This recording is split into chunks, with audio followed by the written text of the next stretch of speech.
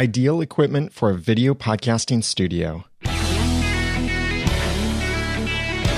Welcome to the Audacity to Podcast, episode 242.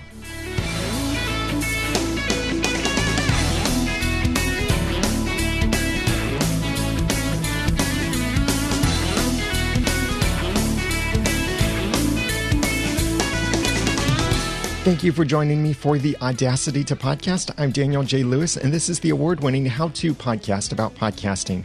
It's where I give you the guts and teach you the tools to launch or improve your own podcast for sharing your passions and finding success. I've been doing this little mini-series for a few episodes now, talking about your podcasting studio. And in the last episode, I talked about ideal equipment for an audio podcasting studio. But you may be interested in doing some video podcasting, or maybe video on YouTube or video anywhere else to help support your audio podcast, maybe a completely different show. Maybe you're more interested in producing video than in producing audio. Whatever the case, you need to have a, quote, studio, unquote, for your videos, and that studio could be a room, a garage, your basement, anything like that. So it doesn't have to be an expensive $1,000 or $1 million studio. But I'll be giving you some tips on the equipment you need for that podcasting studio to give you really nice quality videos. If you would like to follow along in the show notes for episode 242, go to theaudacitytopodcast.com/ideal video.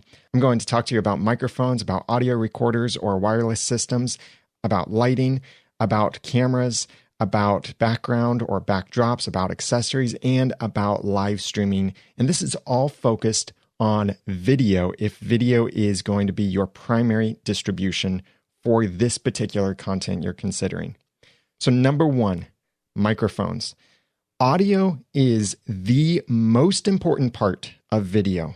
Thus, you really need to make sure that you have a good microphone, and that microphone is close to your voice in order for the message you have to be heard by your audience. Unless you're doing a text video or a sign language video, it's really important that you have high quality audio, more important than anything else about your video.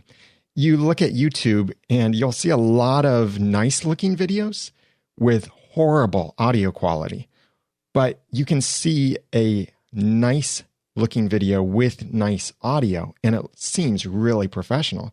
And even if you can only hear someone well, but you can't see them really well, then we can forgive some of the other things because the most important part of podcasting is communicating with your voice. So as long as you can be heard well, then your video could be accomplishing its purposes. Maybe there are some other aspects to it, but most audio podcasting microphones won't usually work well for video. I'm using a Heil PR40, which is a large diaphragm studio dynamic microphone. It's this big thing. It has a shock mount with it, a pop filter, all of this stuff that takes up a lot of visual space. And the microphone is very close to my mouth, only a few inches away from my mouth. And that works great for audio podcasting, but for video, not so much because there's a big microphone in my face. Some people, because of the size of the microphone or the pop filters or anything like that, might have something even bigger covering parts of their face and you can't see them that well. You can't see when they're smiling or you can't see the twinkle in their eye because the stuff is in the way. So you might not be able to use your regular audio gear with your video podcast that you want to shoot. However, there are some ways that you can get around this creatively. Like you could use your studio microphone just barely out of frame when you record your video for your podcast. And yes, you'll be a little bit farther away from the microphone. You're no longer in that sweet spot of 4 to 6 inches or 10 to 15 centimeters. But you are getting good quality audio from a microphone. And if it's just barely out of frame, frame that shot tightly, and then people won't see the microphone. If you look at the show notes for this episode, number 242 at theaudacitytopodcast.com/ideal video, then you'll see a video that I made for Noodle Mix Network in the Podcast Awards a while back, where the video is framed very tightly around my face. It chops It chops off just the top of my head, and then you see only a couple inches below my neck. You can't even see the first button on my collared shirt that I'm wearing. It's that tightly framed. But just out of that frame, maybe half an inch out of that frame, is my Heil PR40 microphone. It's not visible, but it's getting some good audio for me. Now, that's possible because I zoomed in so much, and that's not always practical, though, for that kind of tight shot. Really, the best kind of microphone for video is something that's small, not distracting, or maybe it's even completely invisible. Typically, that leaves you with one of the following several options for a microphone that you could use with your video. You could use a lavaliere microphone. This is the kind of microphone, also called a lapel mic, that clips onto your clothing, but it can sometimes be hidden inside a hat or your hair or a collar on your shirt or underneath clothing. It's not always necessary to hide the microphone, especially if you are talking to your audience directly. But if you want people to think that they're watching something that's dramatized, like a sketch or a TV show, that's when you want the microphone hidden, unless you actually make it part of the show, like Julian Smith has done with some of his videos. And it's kind of funny to see people holding microphones, having everyday conversations, but that's the humorous side of it. A lav mic allows for some free arm movement. You don't have to worry about a microphone in front of your face, and allows people to see you very well.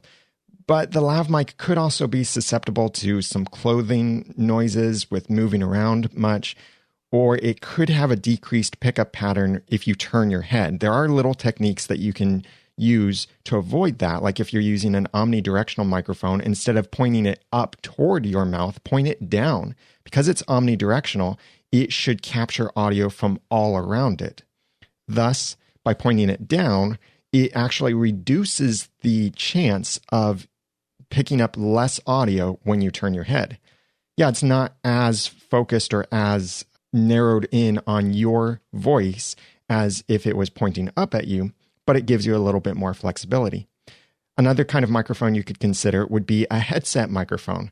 And this is not the cheap kind of gaming headset microphone you see a lot of YouTubers use where it has both headphones and a microphone, but this would be something that is a professional microphone-only headset. The microphone is what you would typically see public speakers wear when they're speaking in front of a large audience. It has this little stick that comes out next to their cheek that puts the microphone an ideal distance from their voice. But the great benefit here is they have full range of motion with their hands. They can beat their chest if they wanted to, and it doesn't affect the microphone. And they can turn their head any direction they want to, and it doesn't affect the microphone pickup at all. But this kind of thing does show up more in videos. It could be a little bit more distracting, even if you get a flesh-colored microphone. And good quality microphones like this are very expensive. I will have some links to some suggested microphones for each of these different kinds of microphones in the show notes for this episode at theaudacitypodcast.com/ideal video if you're interested in picking up any of these microphones or trying them out. So you've got lavaliere microphone, headset microphone. The third one is a shotgun microphone. This is usually a very long microphone that would be mounted outside of the visible framing of the video, and it's usually above or below the talent. This is what you usually see used in professional filming for TV or videos, movies, and such. There's usually an assistant with this long boom arm, and they're moving the microphone back and forth, and they have this thing. It looks like a dead cat hanging from a stick, and they call it a dead cat filter or some kind of windscreen to prevent any of that wind noise. But this microphone usually stays in one place unless you have an assistant to move the microphone around and make it follow you. It's usually out of frame, and it picks up this very narrow cone of audio directly in front of the microphone. These do produce some great audio quality, but they can be expensive, and they're a little bit less flexible in how you can use them, because if you move too much, then the microphone won't pick you up unless you have someone moving the microphone around as well. Then you start getting into the complexities of having someone else work with you and moving the microphone around for you. That's a shotgun microphone. You could also consider a handheld microphone. These work great in noisy environments like convention floors and such, when you might need to interview someone at an event or you're doing some kind of live coverage somewhere. A handheld microphone allows you to hold the microphone close to your mouth. It's usually a larger diaphragm microphone, so it picks up your voice better than the background noise. And it requires very little setup often. It's great for interviewing too, because it puts you in control of the microphone. Never give the microphone to your guest or let them hold the microphone if you're just doing a floor interview and talking to a marketer for a company. You want control of that conversation. And having a handheld microphone means that you have a visual cue that, okay, it's your turn to speak now. Now it's my turn to speak. Now it's your turn to speak. Now it's my turn. Or if you're going back and forth between several different people, then that person knows they're the one who's supposed to be speaking, and they can know more likely that they're being picked up when the microphone is pointing at them. Make sure that if you look at getting a handheld microphone, that you get one with very low handling noise. And I have a couple links to some microphones that I recommend in the show notes for this episode, theaudacitypodcast.com/ideal video. Don't try to use a microphone that's not designed for this as a handheld microphone. Like, I've seen some people try to use a shotgun microphone or a studio microphone. Those are not designed for holding in your hands. They're not designed for this kind of usage. If you hear anyone professional saying, yeah, get a shotgun microphone and hold it in your hands, they don't really know what they're talking about. But consider a handheld microphone for your videos, depending on the kind of videos you want to do. This does mean, of course, that one of your hands will always be holding this microphone. So you have less range of motion of what you can do, hand gestures, or what can you pick up, or what can you show if you're always having to hold a microphone. And do remember that if the microphone is not pointed at your mouth or at the other person's mouth, then it's not going to pick up the voice. There are some microphones that do a little bit better of a job of that aren't as directional. But still, if the microphone isn't close, it won't pick up the voice. So don't think about setting down the microphone and then talking. People won't hear that. That's a handheld microphone. Then the last kind of microphone you could consider for your video is a condenser microphone. Condenser microphones are typically not ideal for audio podcasters because they pick up everything. And audio podcasters are usually working in their home studios with a computer fan somewhere in the background, maybe a refrigerator, heater, air conditioner, a lot of stuff like that. And condenser microphones are known for picking up a lot of surrounding noise. That is a common kind of microphone for lavaliere microphones and sometimes shotgun microphones as well. But you could also consider some kind of desktop-mounted condenser microphone that if you don't mind the condenser microphone being in the shot, it might work really well for you. I really like how Rhett and Link do this with their daily YouTube show called Good Mythical Morning, and I have a link to that in the show notes. They have a blue condenser microphone right there between them, kind of in front of them, and it picks them up pretty well. There are some times that they're talking off mic or they turn their head away from the microphone and it doesn't pick them up very well. But there is a lot of audio processing that goes into this, some compression to make sure that each person, no matter how close they are to the microphone, has about the same volume level and such. And there are other concerns with that. But they've made it a nice part of their set, and it's not distracting because of how wide of framing they have for that video. Check it out. I have the link for that in the show notes. So these several different kinds of microphones you could use for video would be a lavaliere microphone, headset microphone, shotgun microphone, handheld microphone, or some kind of desktop-mounted condenser microphone. The worst kind of microphone that you could use for your video is the microphone built into your camera. This is usually not only a cheap microphone, but it's also, depending on how you're shooting your videos, most likely so far away from your voice that's going to pick up a lot of room noise, a lot of reverb, and simply not sound good at all. I've got a video embedded in the show notes for this episode from Lead Pages where they demonstrated 3 different kinds of microphones. the camera's built-in microphone, a lavaliere microphone, and a shotgun microphone.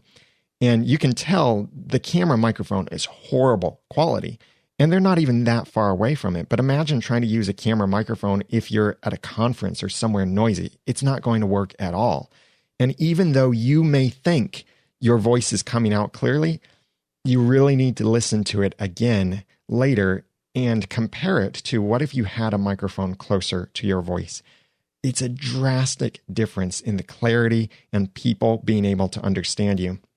Many people are listening to podcasts these days at faster speeds than 1:1. It might be 1.5x or 2x or even 3x sometimes. And if there's reverb in your audio, it makes it very difficult for them to listen at those higher speeds, but also it makes it very difficult to listen in noisy environments. I listen to podcasts while I'm mowing the yard, and I do slow down the podcast while I mow because of all the background noise makes it harder to hear a podcast at high speed. But if there's audio with bad reverb, I just skip it. I cannot listen to it while I'm mowing or while I'm doing other noisy things. So watch that video in the show notes to get an idea of the different microphones that they use. A little caveat to that, though. The particular lavaliere microphone that they chose to use is not a good one. It's known for not being a high-quality microphone and producing a lot of hiss. So do keep that in mind, that there are better lavaliere microphones, and I have links to ones that I recommend in the show notes for this episode, number 242. So this is number 1, microphones. Number 2, audio recorder or wireless system. Assuming that you take your video quality seriously enough to not be using the built-in microphone on your camera, then you have 2 options for recording your audio with an external microphone. First option is to connect the microphone to the camera via a cable or wireless system. This is kind of the easiest method to use because it means that your audio is going directly into the video, so you don't have to do any kind of synchronization afterward, and it's all there in a single file that you can edit or maybe publish just as is, depending on your camera.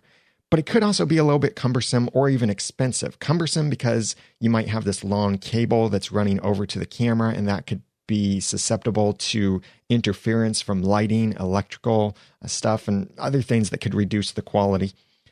But it could also be expensive if you're looking at a wireless system. Now, there are some really good wireless systems available now, digital wireless systems even, and I have links to them in the show notes. But as long as your connection produces no latency in it, then your video editing could be a lot easier if you're recording the audio into the same device recording the video. A wired system may rely on the camera's built-in preamps, so that might introduce some extra hiss because a camera's preamps, that's what amplifies the microphone before it goes into the recording, might not be very good quality. That's why it's often better to plug the microphone into something else before plugging it directly into the camera. You could use a recorder or even a mixer or something with a preamp between your microphone and your camera as the recorder. Or you could look at something like a wireless system from Rode or Sennheiser, or even Asden has a new cheap one that I can't necessarily recommend, but is okay. But being wireless digital systems allow you to very easily connect, and it means that you could wear or hold the microphone and move around as much as you want to, and just ensure that someone is following you with the camera, and you never have to worry about your synchronization or about tripping over cables that are connected to the camera. So that's the first way that you can work with recording your audio. The second way is to connect the microphone to an external recorder and then synchronize it in post-production. This works great if you're on a tight budget, when you can't afford a wireless system, or maybe you just don't have the means to connect your microphone through a preamp back to your camera. And this can very easily produce higher audio quality than trying to connect the microphone directly into your camera, because you're using equipment generally designed for the purpose of recording audio, to record that audio, and then you synchronize it later. So connect your microphone to some kind of portable audio recorder, or it could even be your smartphone. Like if you're using something like a Rode SmartLav Plus or Sennheiser ClipMic Digital or MKE2 Digital, something like that that can connect to a smartphone could turn your smartphone into your audio recorder. The way that you would want to synchronize the video and the audio is ensure that your video camera is also recording audio from its built-in microphones. You're not going to actually use that audio. It's just a reference. Then making sure that this can be heard by both the camera and your microphone, give a clap or a snap, because that or snap will make a nice spike in your audio, a very thin point that's sharp and makes it much easier to precisely align your audio. So bring in your audio track that's recorded from your external device with your video that contains both the video and audio. Then align that externally recorded audio perfectly with that spike in the video. Then mute or delete the audio track from the video. And it ends up that people see the video as it was recorded from the camera, but they're hearing the audio as it was recorded from whatever microphone you were using into your portable audio recorder. Then you get the great benefits of a wireless recording, but without the big budget of a wireless recording system. To ensure this works without any kind of audio drifting, put your audio recorder and camera in the same recording rate. That will usually be probably 48 kilohertz.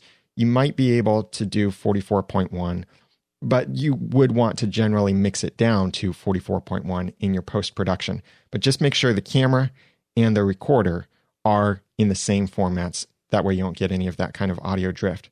This is actually how I record most of my videos. And if you look in the show notes for this episode at theaudacitypodcast.com/ideal video, you'll see some videos where I recorded this. Like if you watched my Stuff Podcasters Say video, the funny video that I did for International Podcast Day 2015, you'll actually see the lav microphone that I had clipped to collars in a couple spots, but other times it was fairly well hidden. That's what I did there. I was recording the audio into my iPhone or portable recorder and then synchronized that in post.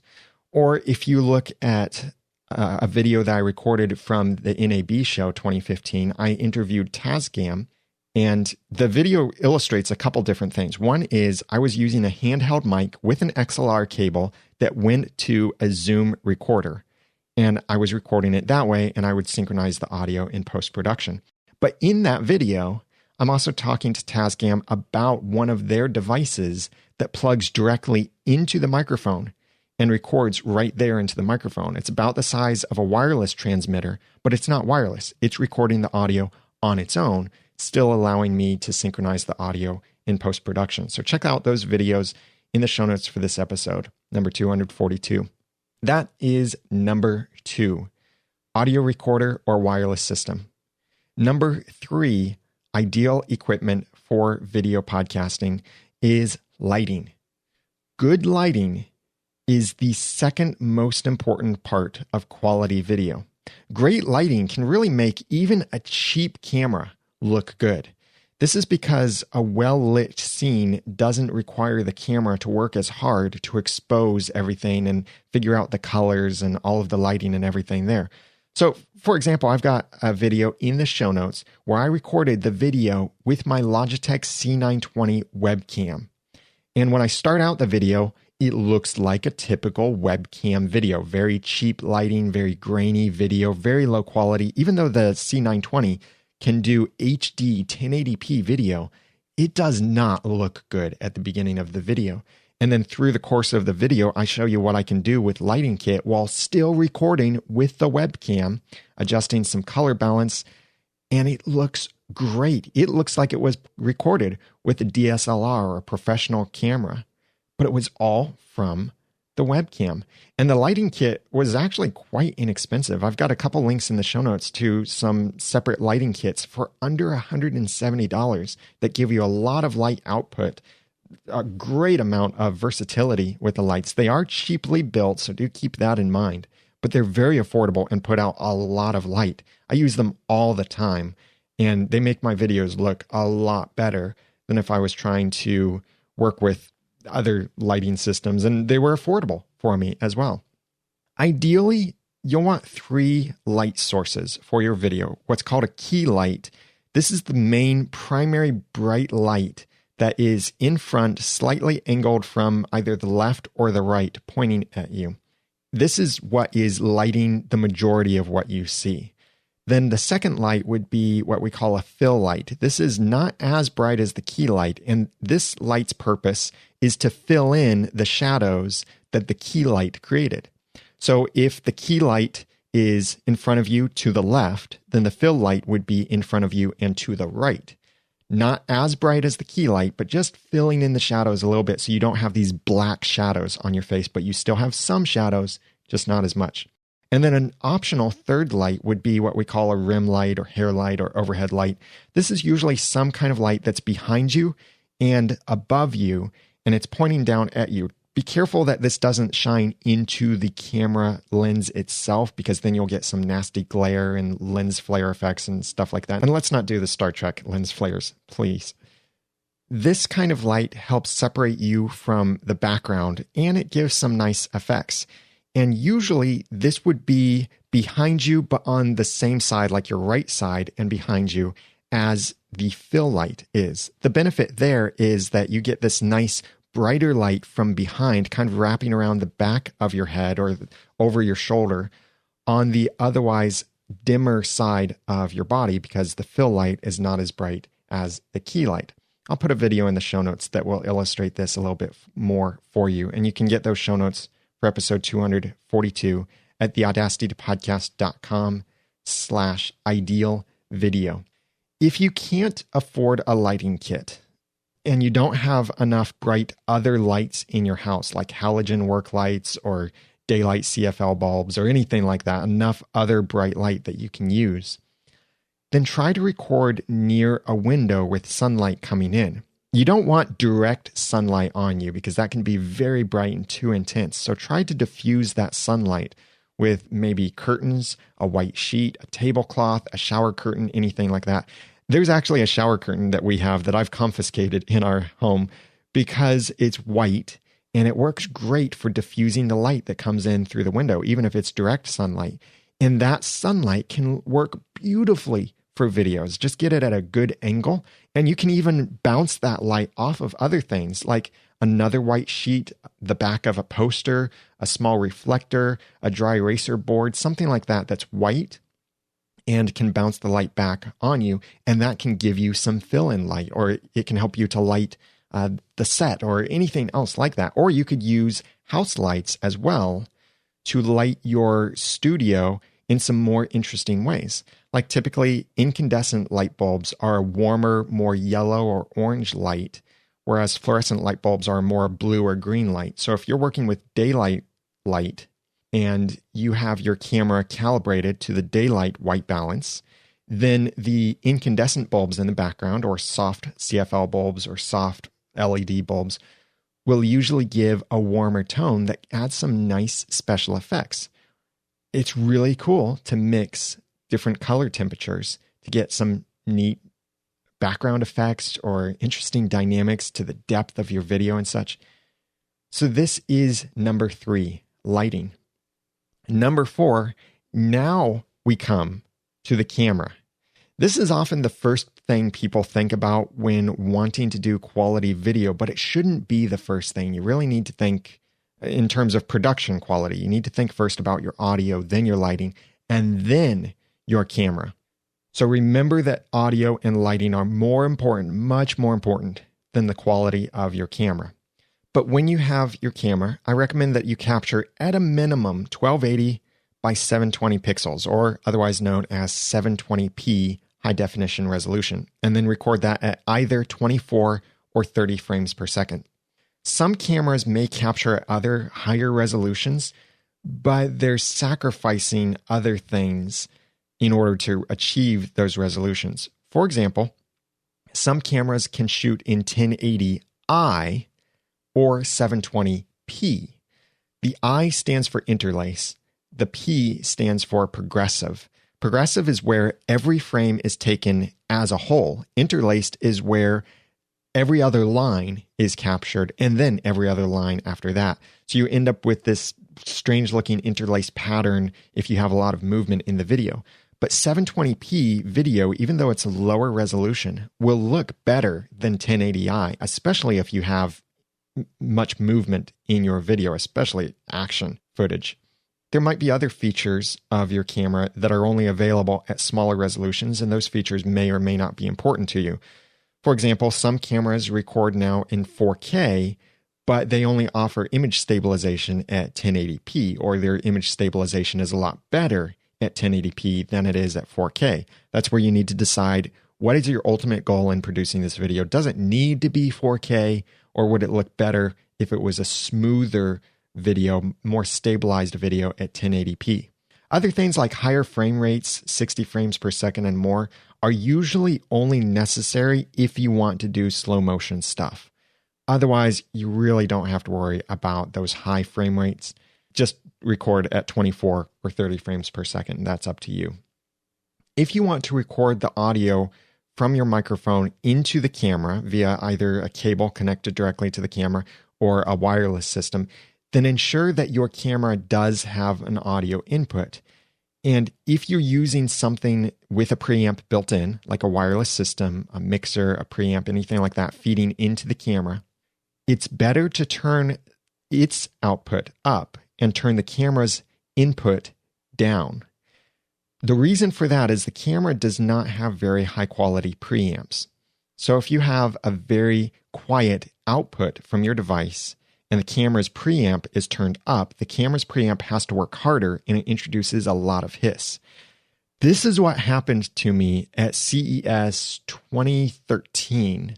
The first time I went to CES, we didn't double check the microphone settings, and what ended up happening is that the microphone output was very low and the camera's input was very high, or the camera's input might have been very low as well. But the main problem was it introduced a lot of hiss because the output from the good preamps was very low.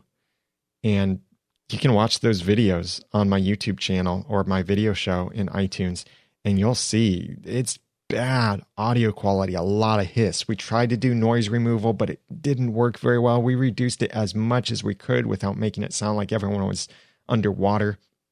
It was horrible. And I was really embarrassed to put those videos out.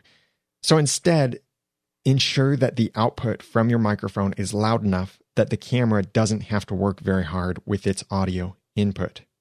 When it comes to choosing the right camera, generally the larger that a camera's sensor is, the better the image quality will be.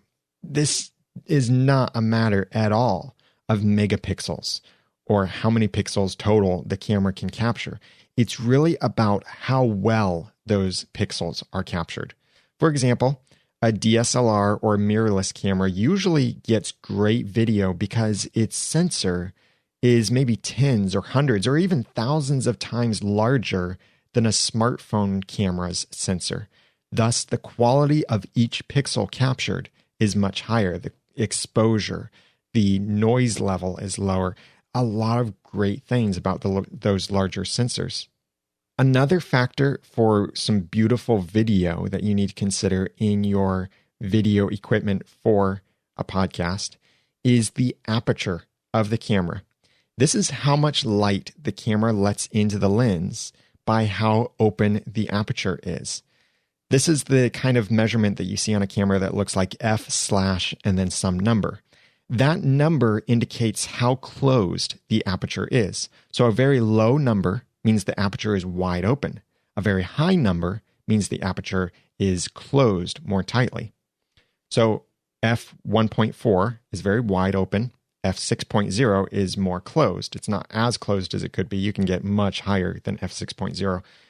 But in addition to how much light it lets in or doesn't let in, the difference in this aperture also creates more depth of field, where the background is in more or less focus compared to the foreground. So a very wide aperture, like f2.0, will have a nice depth of field, keeping the foreground in focus and nicely blurring the background. But if you adjust the exposure settings to account for a more closed aperture, like maybe f6 or f12 or f18, then the foreground will be in focus and the background might also be in focus. We tend to like video when the foreground is in nice sharp focus and that background is nicely blurred, very smoothly blurred. So that's a neat effect to try to go for, and you can accomplish that with the aperture in your camera. You can also accomplish that based on how you zoom. For example, if you are up close to the subject and you're zoomed out, the background is within that depth of field, and so the background might be less blurred than if you step much farther back, zoom in on the subject, and then the depth of field is much smaller, the subject is in it. You'll see this typically on cameras with macro settings. I remember an old camera I had back in the 35 millimeter days. If I turned it to macro mode, it instantly zoomed in all the way. And I remember thinking as a kid, I don't want it to zoom in because I want to get close to this object. But the reason for zooming in is that it blurred the background a lot more while it kept the foreground in nice sharp focus. I'm not going to teach you all about like shutter speed, ISO, aperture, and all of that with your camera. You need to learn how to use your camera and its tools, and that can really help you get great video and great photos when you know how to use that tool much better. See, Da Vinci wasn't a great painter because of the tools. It's because of his knowledge of the tools. So learn how to use whatever camera you're working with. So for video podcasting, there are currently 4 basic different types of cameras you could consider, and this is in my order of recommendation. First, a camcorder. This would be a dedicated high-definition digital video camera that captures onto like an SD card or some kind of other digital storage method. This allows you to record for as long as you have available storage. You may not get the advantage of interchangeable lenses or the wide open aperture to get that nice full depth of field that a DSLR or a mirrorless camera could provide. But these kinds of camcorders are often very small, very lightweight, very versatile, and often very affordable as well. They allow for things like HDMI outputs that can work great for live streaming or for other kind of live mixing with your video, and often have an audio input as well. The second kind of camera that you could consider would be a DSLR or a mirrorless camera. These cameras are primarily focused on still photography, but nowadays many of them can record video up to 29 minutes and 59 seconds. Why that limit? Because of US import laws that actually say if the device can record more than 30 minutes of video, then it's a video camera, and it must then go through a different set of import laws than a regular still photography camera goes through. So that's why you typically see that limit on how long a still photography camera can record video. There are also other concerns like the heating of the sensors and how quickly can it write to the storage card and such. But most of the time, it's limited to 30 minutes. Some older devices are limited to 15 minutes because they simply couldn't process more than 15 minutes of video, or they would overheat or different issues like that. But if you need to record more than 30 minutes of video, simply stop and resume your recording at some point, and that should be okay. But that's a benefit to a camcorder, is you don't have to worry about stopping and resuming and resynchronizing and all of that stuff. You just let it go, and it records that whole time. The third kind of camera you could consider would be a smartphone camera. The cameras in mobile devices have really become smarter and much better quality than they were many years ago. They have nice apertures, nice exposures, really intelligent software to do some amazing things. And the industry has been moving so fast with mobile smartphone device photography technology that I really don't recommend relying on anything older than about 3 years old, because it might not get very good quality, and there might be some other software issues or hardware issues to think about. The right recording app on your smartphone could also make your videos much better quality, giving you more control over manual exposure, ISO, frame rates, all that kind of stuff that can make your videos work a lot better. Again, you need to learn how to use the tool in order to take advantage of all that extra power. The last kind of camera I would recommend for your video podcasting or YouTube videos would be a webcam. It's not always ideal. It's not very versatile, especially if it's built into your computer, and it's not very portable. But an HD web camera can still look good with decent lighting. And I've shown this before in a video that I recorded and posted on my YouTube channel and video channel. You need to learn, again, how to use the tools. The webcam might come with software that allows you to adjust the exposure, the focus, the white balance, and that kind of stuff. Or you could buy additional software depending on your operating system that allows you to control that kind of stuff. Make sure that your web camera is at a flattering angle for your videos. No one wants to see up your nose. So ensure that that camera is about at eye level or nose level with you, and it's looking across at you instead of up at you or down at you. And you might need to set up phone books or things like that to record your videos, whatever it takes to make your videos look good. But you could potentially use your webcam. If you have an external webcam like a Logitech C920 or other HD webcams, that gives you a bit more flexibility. You could mount it on a tripod, put it anywhere with extension cables and such, and that can work great. But remember, your lighting is very important to make that good webcam look good. You may even want to consider getting multiple cameras depending on the style of your video show. This could allow you to switch back and forth between the video cameras live or maybe in post-production. This can help cover up your editing points where maybe you slipped up and need to switch to B-roll footage, or you change camera angles or something like that. So people don't notice that there was something edited out there. But it can also simply make things more interesting and professional if you're switching between cameras. Don't do this in a ridiculous way where you're turning to camera number 1 and now I'll turn to camera number 2. You don't have to do it like that, but the different camera angles could be maybe there's a zoomed in camera and a zoomed out camera, or maybe there's a camera focused on whatever the object is that you're talking about. I do this now with my unboxing videos for my Once Upon a Time podcast. We've posted a couple of videos on YouTube, of one of them in the show notes. We had 2 cameras. One was looking at myself and my co-host, and the other camera was over our heads looking down at the object on the table.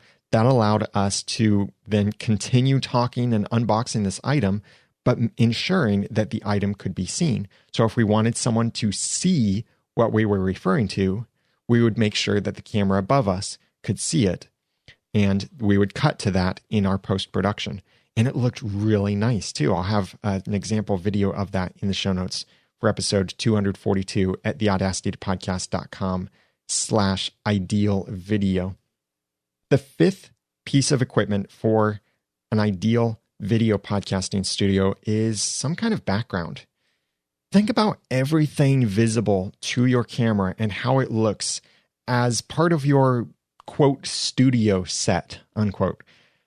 Things like ceiling fans, doors, windows, clutter, pets, people, rooms, and much more can make your videos look really amateurish. Try to prevent how much movement there is in the background, and you can hide the background or you can make the background more interesting, but the background should never be competing with the subject of the video for the viewer's attention. This is one of the reasons why a nice shallow depth of field is great, because it blurs the background. So even if the background is really interesting with bright colors or lights or maybe some pattern-based movement, it's blurry, and thus the foreground is really sharp in focus. You could create a background with some props or setting up some lighting, light your background with some interesting stuff, give it some depth to it. Or you could look at recording in front of some kind of solid colored background, like a white background, black background, gray background, anything like that. Or record in front of a chroma key green screen background. And then you can add in whatever kind of background or virtual set that you want. But be careful when you're doing anything with green screen, because it can very easily look cheap if you don't know how to use the tools for giving you that green screen effect. This is number 5, your background. And it could even be a backdrop, just some sheet or a curtain or something behind you. Even wallpaper can sometimes look nice as a backdrop, especially if it's slightly out of focus. Number 6, accessories. As with my episode that I did about ideal audio podcasting equipment, there are some accessories I think you should consider for your video studio. And this is by no means a complete list of accessories. But think about foreground or background props, maybe some accent lighting, which could even be simple house lighting to make the set more interesting. It could be rubber duckies or cool things related to your content in your podcast. It could be something that just looks interesting, that's brightly colored or textured in some way. Have fun with it, really. I have saved some old lumber from when I rebuilt part of my desk. This is lumber that has been sun bleached and rained on, treated lumber, and it's very gray and worn looking. And when I took my old deck apart and I saw these boards, I was thinking, oh, this would make for some really beautiful backdrops and items in the background, shelving maybe, or a window frame shape or something like that. So I saved all of that wood, and I'll be building it into something at some point for some neat shelves to get that kind of rustic look in addition to a high-tech look, maybe some blue LEDs on it, or I don't know what I'll do with it. But think of things like that. Get creative. Maybe if there's another member of your family, like your spouse, that's really into interior design, this can be a great way to get them involved in what you're doing by asking for their help. Hey, what would you recommend here? Something to nicely accent this to make it look a lot better.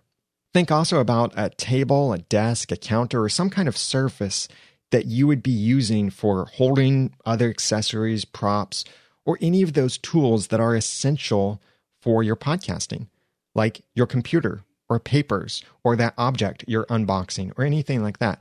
It needs to be at a comfortable height for your approach to the content, how you're explaining this thing, and also a good height that it works well for your videos too. Then depending on the height of your surface, if you're using a surface, think about a chair, a stool, or maybe simply padding on the ground to make it easier for you to stand or sit for your podcast video in whatever approach you're taking to that video. Also think about your tripods or whatever mounts that you need for your camera, whatever kind of camera that is, your microphones, anything like that. Stands for your lights, your backdrops, any kind of props. These are simply some of the accessories that you might want to consider for your video. And accessories alone could almost cost as much as your video, but you don't have to get really fancy with these things. You can improvise with other stuff, like using cassette tape cases for your iPhones. If you even remember what a cassette tape case looks like, I don't think I even own any in my home, but that could be something that could hold your iPhone at just the right angle. Or something else. It could be something you build out of Lego construction toys, or Legos, as the rest of the world knows them. Think about these accessories and how they can work with you to enhance your video. And then finally, number 7, live streaming interface. If you want to live stream your video, then this adds all kinds of new and extra complexity to the entire process. Video live streaming requires a lot of bandwidth and a lot of computing power. So keep that in mind with where you place your computer, because it could create background noise. If you're going to live stream in a more professional way than using webcams, then you may need to think about getting a special interface like an HDMI or SDI capture interface for your PC, or maybe getting a dedicated streaming system like a TriCaster or something like that, and some dedicated streaming software like Wirecast or vMix HD or anything like that. And yes, this starts getting expensive. You may also need the ability to switch between multiple interfaces. So a single HDMI input might not be enough if you have multiple cameras. You need something that you can easily and smoothly switch between these, or sharing your screen and showing one camera or showing the other, or maybe displaying lower thirds on the screen or special on-screen aids. Stepping up to this level of video production, like a newscaster level of live video production, can easily start to cost at least a few $1,000s, and it may require an assistant to run all of these things for you. Some of the tools you can manage strictly from your iPad, or manage it from a keyboard in front of you, something like that. whatever the case, the results for all of this could look amazing, and it also could mean less editing for you in your post-production process because you've done all of that nice production work while you're recording and you planned for it before you started your recording. So these 7 categories of ideal equipment for a video podcasting studio are: number 1, microphones; number 2, audio recorder or wireless system; number 3, lighting; number 4, cameras; number 5, background; number 6, accessories; and number 7, live streaming interface. You can get the links and resources that I mentioned and much more in the show notes for this episode number 242 at theaudacitypodcast.com/ideal video. Here's the horrible news. This is not everything. In the last several episodes, I've endeavored to give you what I call a detailed overview of the setup and gear for your audio and or video podcasting studio, wherever that studio is. I've talked about the ideal equipment for an audio podcasting studio or how to optimize your podcasting studio for good video or for good audio. Go listen to those past episodes if you haven't already. I have the links to them in the show notes. I'm confident that these recommendations will help you launch or improve your podcasting studio and give you some great results. But I can't promise that this will cover all of your needs or all of the possible scenarios for your video. Thus, if you need more help, yes, you can comment on the show notes, but I really recommend that you consider hiring me for a one-on-one consulting session where we can talk about your specific needs and what kind of equipment you might need or how to work with the equipment you have, train you on the editing, the production, the tools, the setup, anything like that. I have information about that at the website, theaudacitypodcast.com, and just click on the consulting option in the menu. Special thanks to PBC Media, who left a kind review for the Audacity to Podcast in iTunes. They said, "I have found Daniel's tips and suggestions helpful in launching my podcast. I particularly enjoy knowing that each week the topics are indeed about podcasting and geared to that one subject. It helps a newcomer focus on the right fundamentals." Well, thank you very much. I'm really glad that I was able to help you in that. If you haven't reviewed the Audacity to Podcast yet, feel free to go to theaudacitytopodcast.com and click on the iTunes or Stitcher button. It encourages me and it helps other people find the podcast. And if you want your international podcast reviews delivered to you automatically, so you don't have to sweat with checking 150 plus stores and Stitcher and Google Play Music when that's available with reviews potentially, go to mypodcastreviews.com. It's the best way to get all of your podcast reviews easily emailed to you automatically on a regular basis. That's mypodcastreviews.com. I've got some upcoming really cool developments for Podcasters Society, so make sure that you're part of my email list at theaudacitypodcast.com to hear those announcements when they're available. Now that I've given you some of the guts and taught you some of the tools, it's time for you to go launch or improve your own podcast for sharing your passions and finding success. I'm Daniel J. Lewis from theaudacitytopodcast.com. Thanks for listening. The Audacity to Podcast is a proud member of Noodle Mix Network. Find more of our award-winning